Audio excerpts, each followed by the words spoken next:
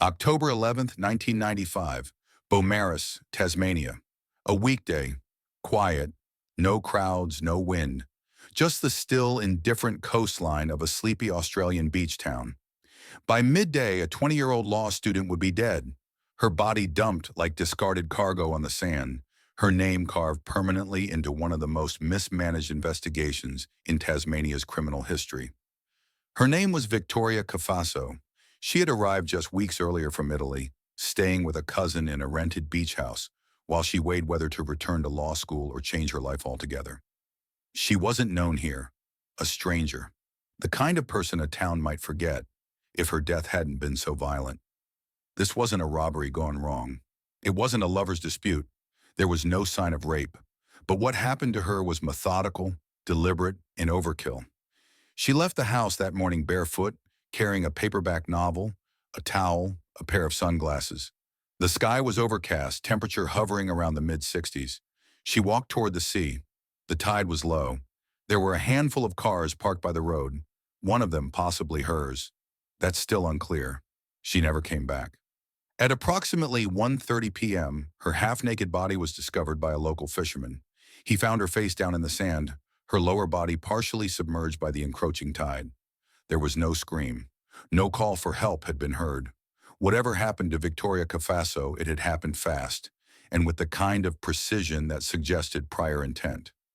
Forensic pathologist reports later confirmed 17 stab wounds, 3 to the chest, 2 to the neck, several defensive lacerations along her forearms, and multiple punctures in her back. Her front teeth had been fractured. Blunt force trauma likely came first, possibly from a rock or heavy instrument. The autopsy was thorough. Blood loss was the primary cause of death. But there were 2 other findings the report didn't dwell on. One, the absence of drag marks between where the body was likely attacked and where it was found, meaning she either collapsed or was moved carefully. And 2, sand particles embedded deep inside her nasal cavity, indicating she was still breathing, barely, when her face was pressed into the shore. At the scene, police collected what they could. A novel, damp but intact. A pair of sunglasses still unfolded. No towel, no shirt, no bikini top, no footwear. Her personal items were located roughly 50 feet from the body. Her wallet and passport were later recovered at the cousin's home. There was no sign of a struggle in the house. But the crime scene protocol? That's where this case began to unravel. Local law enforcement, undertrained, overwhelmed, did what they could, but it wasn't enough. The body was moved before forensic photography. No proper perimeter was established. Tire marks, footprints, potential DNA, compromised. A murder of this brutality, and not a single latent fingerprint would be successfully processed from the area. The first 48 hours were critical, but in Beaumaris, no one had handled a murder like this before. Investigators admitted privately they were in over their heads. One of the first responders would later testify, "It looked like she just fell asleep there. There wasn't even a lot of blood. It didn't feel like a crime scene." It was. Victoria Cafasso's death wasn't random. There are patterns to violence, intent, escalation, resolution. What happened on that beach wasn't chaotic. It was calculated. Yet no one came forward. No eyewitnesses. No clear suspect. One fisherman claimed he saw a man in a dark wetsuit earlier that morning. Another resident said there was a light-colored Subaru parked awkwardly near the dunes. Neither detail would lead anywhere, at least not immediately. The early narrative was unclear. Was this a traveler who'd been targeted? A robbery gone fatal? An act of rage by someone she knew? Or worse, was there someone watching her that morning, waiting for a moment when the sand grew quiet enough, when the last dog walker had left, and no one was around to hear her final breath? By the end of the week, her story would make national headlines. The beach murder, the Tasmanian tourist slaying. But headlines don't solve homicides. Victoria's parents arrived from Europe in silence. No public statements, no accusations, just questions. How had this happened in broad daylight? Why weren't there more witnesses? And perhaps the most damning, would it have been different if she weren't a foreigner? That question still lingers. There's a threshold in any murder investigation where mistakes are no longer recoverable. In the case of Victoria Cafasso, That line was crossed within the first few hours of discovery. The initial response to the scene on Beaumaris Beach was managed by local constables, none of whom had ever processed a violent homicide. Tasmania police were notified shortly after 1:30 p.m. on October 11, 1995, when a local fisherman reported the body. The protocol at the time was procedural, but not robust. Officers arrived, assessed for signs of life, and determined the scene safe. But in the absence of an experienced forensic lead, critical missteps began almost immediately. First, the body was repositioned before full photographic documentation. No grid mapping of surrounding footprints or tire marks was completed. Forensic photographs show only wide shots from high angles. No close-up wound analysis, no blood pattern study. Her lower torso had already been exposed to the rising tide. Several impressions in the sand, including what may have been a partial shoe print, were disturbed during the movement of the body. There was no log of who accessed the scene. No documentation of who handled which evidence. Evidence bags were improperly sealed. A towel recovered later, potentially linked to the victim, was not preserved for biological testing until days after. The chain of custody was unclear at every level. A local forensic pathologist conducted the autopsy at Launceston General Hospital the next morning. The report indicated 17 stab wounds, 12 to the torso, 5 in the upper chest, 4 along the right rib cage, and 3 in the abdomen. 3 cuts were classified as hesitation wounds, likely defensive, traced along the outer forearms. 2 deep wounds in the cervical area severed the jugular vein and carotid artery. Blunt force trauma to the jaw fractured 3 teeth.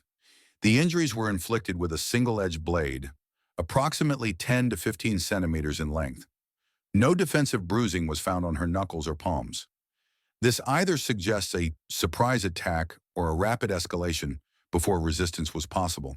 The cause of death was listed as exsanguination, death from blood loss, complicated by asphyxia from partial facial submersion. Sand granules found in her trachea and nasal cavity confirmed she was alive, though unconscious when her face entered the water. But the most damning issue wasn't in what the autopsy revealed. It was in what couldn't be examined. No DNA was collected at the scene. The victim's fingernails were clipped, but scraping was not performed. Swabs from suspected bodily fluids were not taken from the recovered items. A nearby shell casing found 2 days later was never logged in connection with her case. All of these decisions, each one small, collectively shut down future forensic reconstruction. In towns like Beaumaris, murders aren't just crimes. They fracture the illusion of safety. But when procedures fail, so does justice. One officer, years later in a closed interview, said, "At the time, we didn't have the training. There wasn't even proper storage for the evidence. We did what we thought was right, but I think we knew this would come back to haunt us." Victoria's clothing had not been located in the immediate vicinity. It was believed the attacker removed or destroyed them, but that theory was based solely on absence, not observation. Her bikini bottom remained in place, though loosened. There were no clear signs of sexual assault, but a definitive conclusion could not be reached due to the lack of forensic sampling. The hypothesis of trophy-taking emerged, a detail common in organized homicides, especially those committed by offenders who seek psychological control over their victims. No witness had seen her arrive at the beach. No one recalled hearing a struggle. One surfer claimed to have passed through the area mid-morning and saw no one on the shore. Another said they saw a man in a dark-colored hoodie near the dunes. Neither sighting could be verified. Investigators failed to canvass nearby homes for surveillance or private photographs taken that morning. No search was conducted for footprints beyond a 20-foot radius. By the time specialist forensic support arrived from Hobart, the scene had been compromised beyond salvaging. Victoria's cousin, who had hosted her during her stay, was questioned and quickly ruled out. He had been home with a visiting friend at the time of the murder. Both provided consistent alibis. No history of conflict, no motive. But the questions continued to pile up, unmoored from resolution. Why was a young woman murdered in broad daylight with no witnesses? Why was there no evidence, no hair, no prints, no blood trail? Why would someone remove her clothing but not take her valuables? The data aligned too cleanly. Sometimes that was the problem. Beaumaris in 1995 was a seaside town with fewer than 400 residents. Most houses sat quiet in the off-season. Tourists came and went in the summer, but by October, the town had returned to routine. Fishermen ran their boats, retirees watched the tide roll in from porches, and locals kept to themselves. Victoria Cafasso was a stranger in that setting, a foreign student, young, quiet, unfamiliar. Her presence was noticeable only in the way outsiders always are, in the way they walk slower, look longer, and ask questions that no one else would ask. But after her death, the town's silence became more than just habit. It became a wall.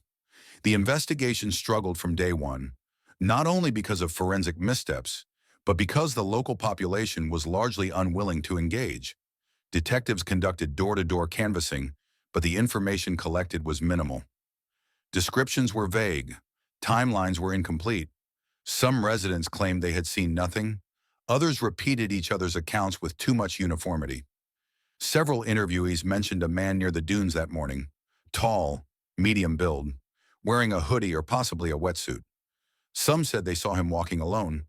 Others said he may have been watching the ocean. No one provided a name. No one remembered a license plate. Descriptions changed slightly with each retelling, enough to undermine their value. Detectives logged more than 100 interviews in the first 3 weeks. None produced a lead that held. In one case report, a witness initially said she had passed by the beach just before noon and saw a girl matching Victoria's description reading on a towel. In a follow-up interview, she revised that time to before 10:30. She wasn't sure anymore. A separate local recalled a silver or light-colored Subaru parked close to the water access path, but the car was never identified. No one remembered who was driving it. Investigators reviewed vehicle registration records in the area. Several Subaru owners were interviewed and their cars inspected. No physical evidence was recovered. No owner admitted to being near Beaumaris that day. 2 potential witnesses refused to participate further after initial interviews. They cited privacy and fear of being publicly linked to the crime.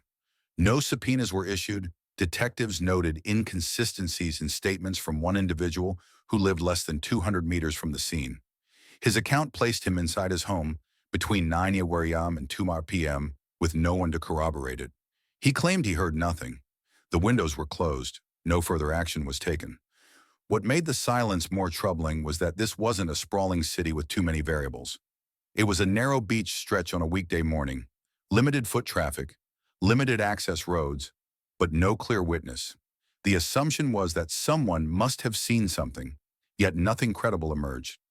Years later, when the case was reopened by a new task force, investigators would revisit this silence. Interviews were reattempted. Surveillance methods and forensic tools had advanced, but memories had not.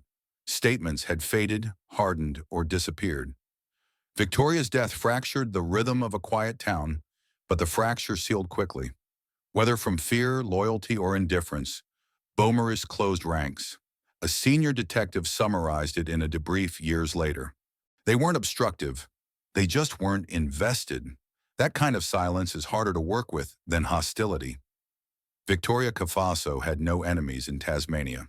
She had no prior associations. She didn't gamble, didn't party, didn't engage in risky behavior. She had no romantic relationships in the area. She was just visiting, and yet she was killed in the open, brutally, without a witness, or at least without one willing to speak. Investigators considered the possibility that the killer wasn't a local. That theory had merit, but it also relied on accepting that a stranger passed through, committed a high-risk daylight homicide, removed evidence from a public beach, and vanished without trace or panic. That level of execution, without a visible mistake, is rare.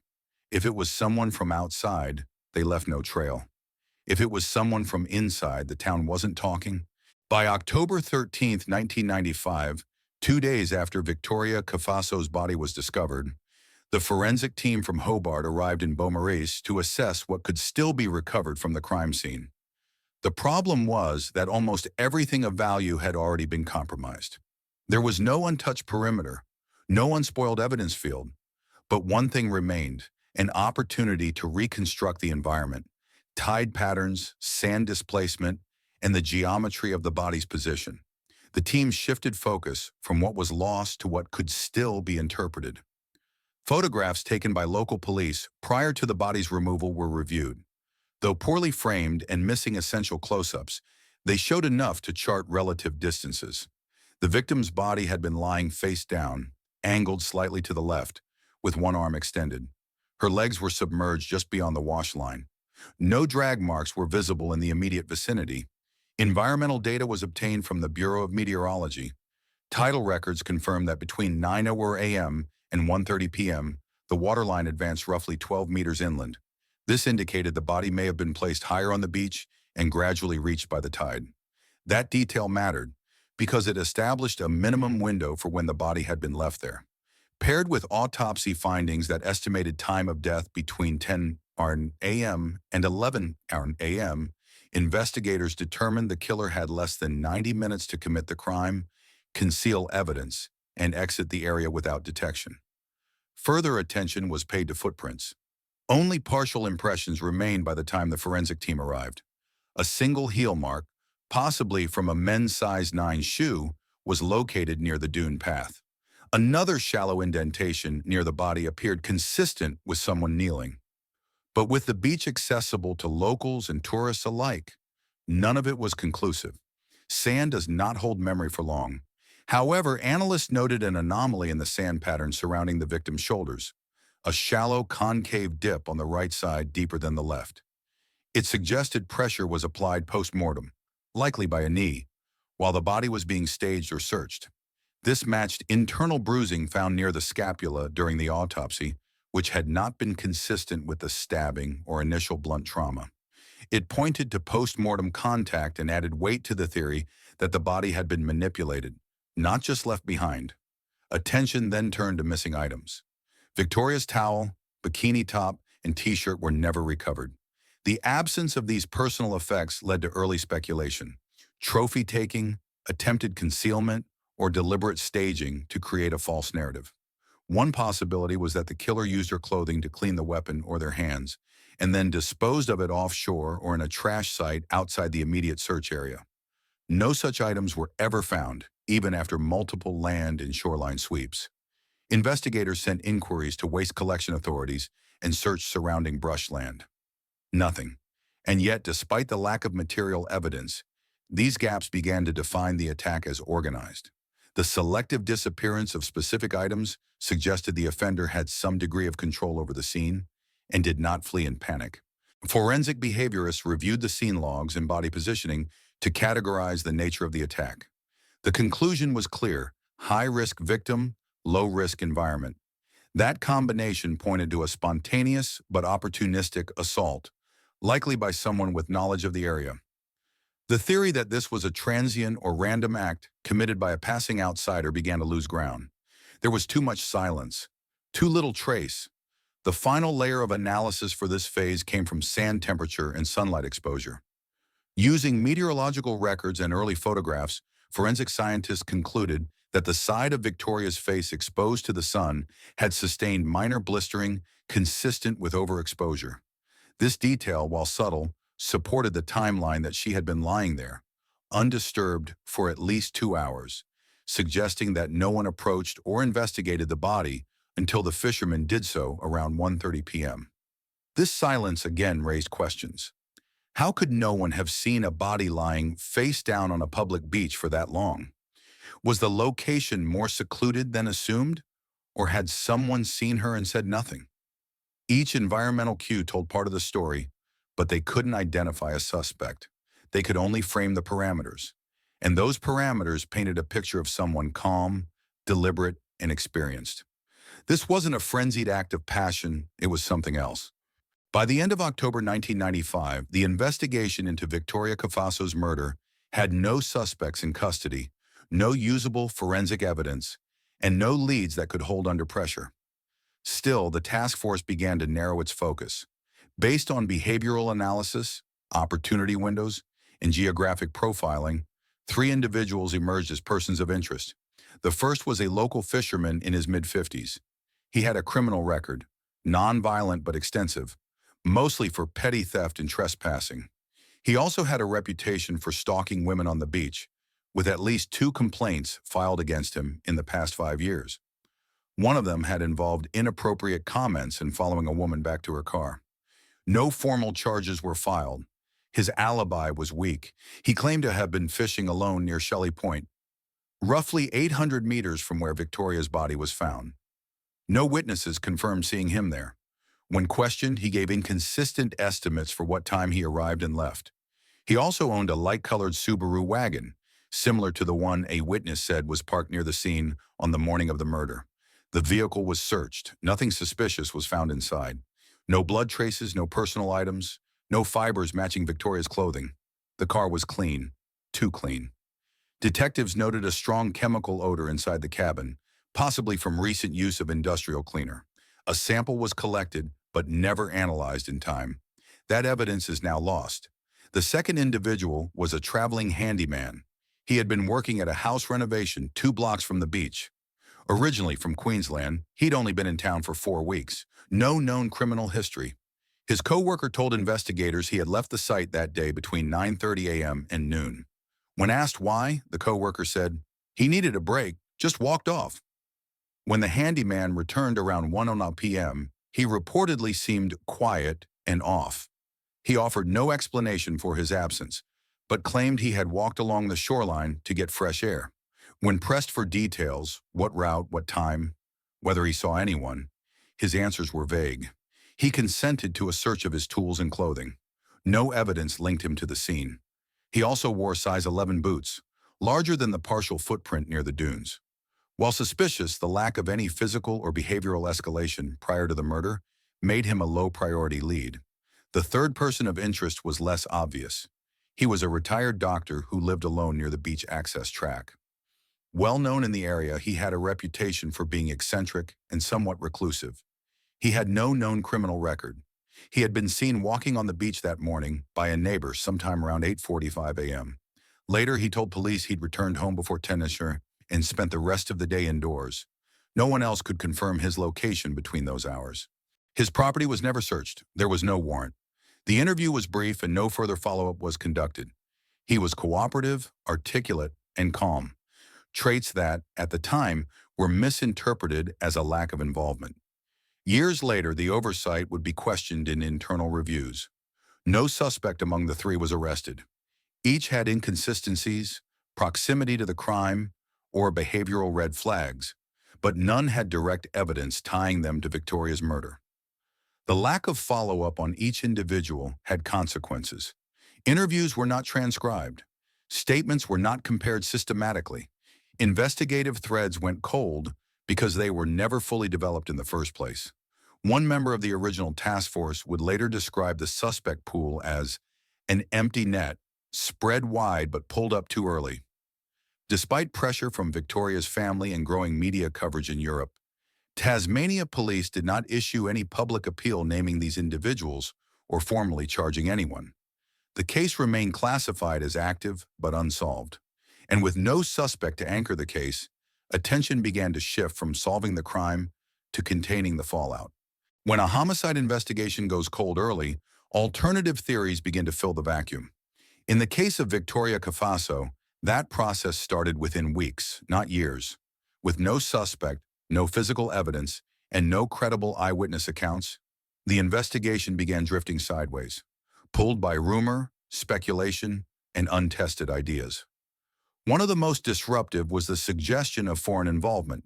The theory gained traction first in the media, then quietly inside the task force.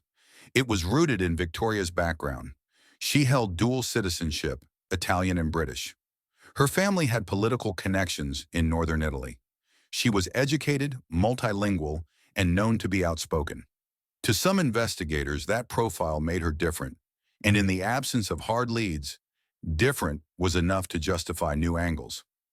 One rumor suggested Victoria had witnessed something she shouldn't have in Europe and was sent to Tasmania under the pretext of a holiday. The suggestion was never formally recorded in case files, but internal memos show that 2 detectives pursued this lead through informal channels. There was also speculation about the involvement of organized crime. This was loosely based on the idea that she had connections to wealthy or influential individuals. No evidence ever supported this. No threatening letters, no surveillance reports, no signs of coercion or prior fear. Her personal correspondence from before the trip, letters, postcards, journals, showed no concern for safety. Still, time and resources were spent following dead-end leads tied to vague international connections. A case liaison was assigned to Interpol in 1996, and foreign authorities were asked to assist. Italian law enforcement confirmed no known threats or criminal associations involving the Cafasso family. That should have closed the door. It didn't.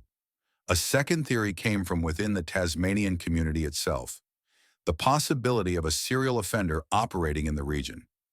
2 years before Victoria's death, a young German tourist named Nancy Grunwald disappeared while cycling along the Tasmanian coast. Her body was never recovered, and the case remained unsolved. The parallels were superficial. Both women were tourists, both were young, both were last seen in coastal areas. But there were no overlapping suspects, no forensic links, and no behavioral patterns connecting the two. Still, investigators explored the possibility for nearly 6 months. Cross-checks were run against regional offenders, transport logs, even interstate missing persons. The overlap yielded nothing. These theories didn't just distract, they delayed. Every hour spent on foreign entanglements or speculative connections was time not spent pursuing local leads. Witness re-interviews stalled. New forensic techniques were not applied to old evidence. Key case documents went unreviewed for months. By early 1996, the core team had shrunk from 10 to 4 members. One officer later admitted in a private interview that by mid-1996, the case had effectively become background noise, not closed, but no longer prioritized. A former investigator, reviewing the case a decade later, wrote this in his internal assessment. Theories filled the gaps left by failed procedure. That's a dangerous shift. It makes detectives storytellers instead of fact-finders. To be clear, no evidence ever supported foreign involvement. No link between Victoria and criminal elements, organized or otherwise, was substantiated. The victim had no history of trauma, coercion, or surveillance. She was in Tasmania for a break, not in hiding. And yet, to this day, mentions of the mafia theory still circulate in fringe forums and unverified podcasts. That persistence is a testament not to its credibility, but to how thoroughly the original investigation failed to produce clarity. When police don't have answers, the public writes its own narrative. And in this case, fiction gained ground because fact wasn't protected. By 2020, the murder of Victoria Cafasso had been unsolved for 25 years. No arrests, no new leads, no forensic breakthroughs. But the silence surrounding the case had never fully settled. Not for her family, and not for the handful of detectives who still believed the investigation had failed in ways that were both correctable and unforgivable. In August of that year, Tasmania police announced the formation of a new task group, an internal cold case unit armed with updated forensic resources, digital analysis capabilities, and a directive to re-examine high-profile unsolved crimes. Victoria's case was one of the first files reopened. The review began with the physical evidence that still existed. What little there was. Most of the original exhibits had degraded or been mishandled. Items like the victim's book, sunglasses, and partially tested sand samples were still in storage, but offered little forensic value. But what had changed was technology, especially in digital processing and trace evidence detection. What couldn't be examined in 1995 might now reveal something, if it hadn't been destroyed. One challenge was reconstructing the evidence trail. Chain of custody documents were incomplete. Some exhibits had never been formally logged. Several forensic samples, including the chemical swab from the suspect's Subaru and fibers collected near the body, had either been misplaced or discarded as non-evidentiary in the early 2000s.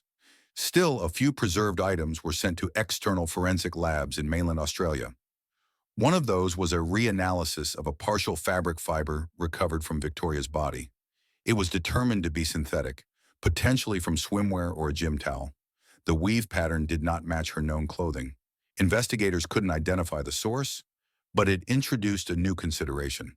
Had the attacker brought their own towel or cloth to the scene, perhaps to clean the weapon or cover her face? That raised questions about premeditation. In addition to physical evidence, the case team reviewed interview recordings and transcripts. Many were incomplete or informal, handwritten notes, summary memos. Several audio tapes were deteriorating. The team digitized what they could and began cross-referencing statements for inconsistencies. A key inconsistency emerged from the original handyman suspect. Chapter 5. In 1995, he claimed to have walked along the beach and seen no one, but a newly enhanced version of his interview revealed a contradiction. He had said he saw footprints going toward the water and not coming back. That detail was not in any report. More importantly, that comment hadn't been followed up at the time. What did it mean? Did he arrive after the murder and unintentionally report evidence? Or had he been there earlier and slipped? The task force decided to recontact the man. He had since relocated interstate. Interviews were reattempted, but he declined further cooperation. His lawyer cited trauma and police mismanagement as reasons. Meanwhile, a forensic imaging expert reviewed the limited crime scene photos. By modeling shadow lengths and tide data, they verified that the position of the victim's body was likely not accidental. The angle of her face, the direction of her outstretched arm, and the depth of her shoulder indentation in the sand all pointed to careful placement, not just collapse. The positioning also aligned with the behavioral profile completed by the Australian Behavioral Analysis Unit, BAU. Their summary identified characteristics consistent with a controlled, organized offender. It strongly ruled out the idea of a panicked, opportunistic killing. Internally, pressure began to build around why no follow-up had been done on the retired doctor living near the beach track. Chapter 5's third suspect. His property had never been searched. No full background check had been performed, and his proximity to the scene remained a red flag. Yet no member of the 2020 team had the legal grounds to obtain a warrant retroactively without new evidence. The unit's frustration was documented in a case log from November 2020. We are chasing gaps created by ourselves 25 years ago. This is not a fresh case. It is a rescue operation. Despite limitations, the reinvestigation succeeded in tightening the timeline, exposing inconsistencies, and reframing the scene. It also opened the door to new public outreach. For the first time in over 2 decades, Tasmania police launched a targeted media campaign urging anyone with information about a man seen near the dunes on October 11, 1995, to come forward. A $500,000 reward was posted for credible information leading to a conviction. Within 3 months, several tips were received. Most were dead ends. One stood out. A caller described a vehicle matching the earlier Subaru sighting, claiming it had been parked in the same position most mornings that week, not just the day of the murder. That tip was traced to a now deceased individual. He had never been on the original suspect list. The investigation had a new name, but once again, no evidence. The murder of Victoria Cafasso remains unsolved. That fact, undeniable, unvarnished, has stood unchanged since October 11, 1995. 25 years of silence. 25 years without an arrest. But by the time the case was formally reopened in 2020, the original damage was already permanent. Evidence had degraded, timelines had blurred, and institutional failures had become embedded into the structure of the file itself. The cold case unit tasked with the review reached an internal conclusion by late 2021. The likelihood of a successful prosecution was low. Not because there were no leads, but because none could be supported without admissible evidence. Key samples had been destroyed. Original suspect interviews had never been recorded properly. Critical scenes had never been preserved or even photographed at the required standard. A confidential police memo, written during that reinvestigation, read, "The failure to secure conviction here is not a failure of complexity. It is a failure of process, accountability, and continuity." In the wake of the reopened inquiry, Tasmania police began an internal audit of cold case protocols. Victoria's case became the center of that audit. It was used in officer training programs and internal workshops as a case study in procedural collapse. Not because it was the most complex, but because it showed how small, correctable mistakes can accumulate into an irreversible failure. The institutional consequences were limited. No officer was disciplined. No lawsuits were filed. But public pressure increased. In 2021, local media re-engaged with the case after the reward fund was renewed. Journalists uncovered that several items of potential evidentiary value had been destroyed during a document retention purge in the early 2000s. That included a fiber analysis sample, chain of custody documents, and photographic negatives from the scene. When asked by reporters, Tasmania police stated, all handling of evidence and storage was in accordance with applicable policy at the time. That policy has since changed. Cold case materials are now subject to long-term archiving, with digital backups mandated. None of that helps Victoria's case. Her family never stopped asking for answers. Her mother, in particular, issued public letters nearly every year on the anniversary of her death. Each message focused not on blame, but on the need for structural change. She never named suspects. She never demanded vengeance. She demanded reform. In 2022, after nearly 3 decades, a memorial plaque was installed at Beaumaris Beach. It reads, "In memory of Victoria Cafasso, may truth endure longer than silence." The plaque was placed near the entry path, where Victoria is believed to have walked alone that morning. No ceremony was held. No law enforcement representative attended. The installation was quiet, much like the town itself. Beaumaris has not changed much. The same beach, the same wind-cut dunes, the same morning stillness. But for those who remember, the name remains. Quietly spoken, often followed by silence. The community never forgot what happened, but they also never helped solve it. The reopened case yielded improvements in process, but not in outcome. Suspects were revisited. One new witness stepped forward with circumstantial information, but without a surviving piece of direct forensic evidence, DNA, fingerprints, match trace, the case could not move forward. No indictment, no arrest, no justice. Victoria Cafasso was 20 years old. She was not from Tasmania. She did not have enemies. She came for rest, for reflection, and was murdered in daylight on an open beach. The person who did it likely walked away calmly, not caught, not chased, not seen. That alone should have made the investigation relentless. It wasn't. What followed instead was a breakdown that began at the scene and continued for years. Unchecked assumptions, poor documentation, delayed responses, a system not built for precision, not built for long-term memory. Today, the case file remains open. The reward stands at $500,000 AUD.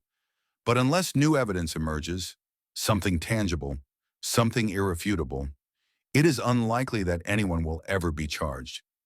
Justice in this case was not denied by one decision or one omission. It was denied by a pattern of inertia, spread across years, across agencies, across choices not made when they mattered most. That is the legacy of the Cafasso case. Not a solved crime, but a lesson written in evidence that was never preserved, statements that were never recorded, and a name that still waits. For truth, not closure. Sometimes justice doesn't come wrapped in a verdict or sealed in a courtroom. Sometimes it lives in the persistence of those who refuse to forget. What happened to Victoria Cafasso is a lesson. For investigators, for communities, for all of us. We owe it to her and to every victim like her to ask the hard questions, to demand better systems, and to never treat silence as resolution. Now I want to hear from you. What does justice mean to you when the truth remains out of reach? Have you or your town ever experienced a case that still lingers? Let's talk in the comments. If this story moved you, drop a comment and tell me where you're watching from. And if you didn't connect with it, I'd love to know why. Don't forget to hit subscribe so you don't miss the next case.